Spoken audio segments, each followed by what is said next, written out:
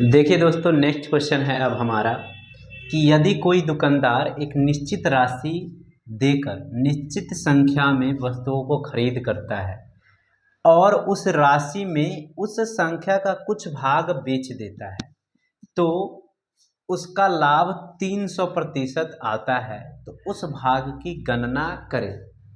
क्या दे रखा है कि एक व्यक्ति है जो कुछ वस्तु खरीदता है, ठीक है, और उसमें से कुछ वस्तु जो है जितना वो खरीदने के लिए पैसा दिया है उतना ही में बेच देता है, तो फिर भी इसको 300% का लाभ होता है। ठीक है, तो उस भाग की गणना करें, मतलब जितना उसने बेचा है वो हमें निकालना है, कितना पार्ट बेच दिया है।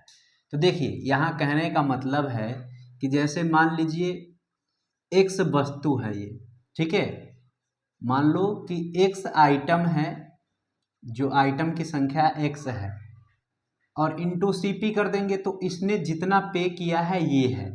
अब इसमें से एक्स में से कुछ पार्ट मान लीजिए वाई है, ठीक है, जो बेचता है तो इसको एसपी पे बेचेगा, एसपी पे बेचेगा तो ये दोनों इक्वल होता है। कहने का मतलब एक्स पार्ट के लिए जितना ये खर्च किया है वाई पार्ट बेचने में उसको उतना ही पैसा मिल जाता है। तो यहाँ से देखिए हम सीपी और एसपी का रेशियो निकाल लेते हैं, या एक्स और वाई की संख्या में हमें बताना है तो एक्स और वाई का रेशियो निकाल लेते हैं। एक्स इधर ही रखेंगे, वाई मल्टीप्लाई में इधर आएगा तो अपॉन में आ जाएगा, वैसे ही सीपी इस साइड आएगा तो एसपी के अपॉन में आ जाएगा।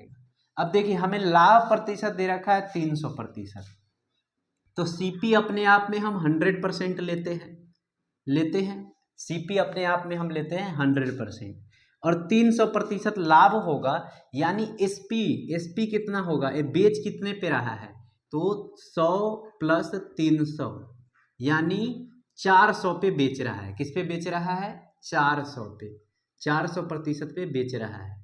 ठीक है, ये एसपी है 400%, सीपी है 100%, दोनों के बीच का गैप है 300% जो लाभ है। अब यहाँ से हम इसका रेशियो लेंगे तो 4/1 आएगा। ठीक है, तो अब क्या आया देखिए, यानी x का वैल्यू आ गया 4 यूनिट, y का वैल्यू आ गया 1 यूनिट, यानी 4 यूनिट ये खरीद रहा है सीपी पे और 1 यूनिट ही एसपी पे बेच रहा है, तो उसने जितना पे किया है उतना पैसा उसको मिल जाता है उस व्यक्ति को। तो कितना बेचा, तो 4 टोटल ऑब्जेक्ट है, टोटल यूनिट है, और उसमें से एक बेचा है, तो 1/4 पार्ट बेचा है, यानी कि ऑप्शन ए है।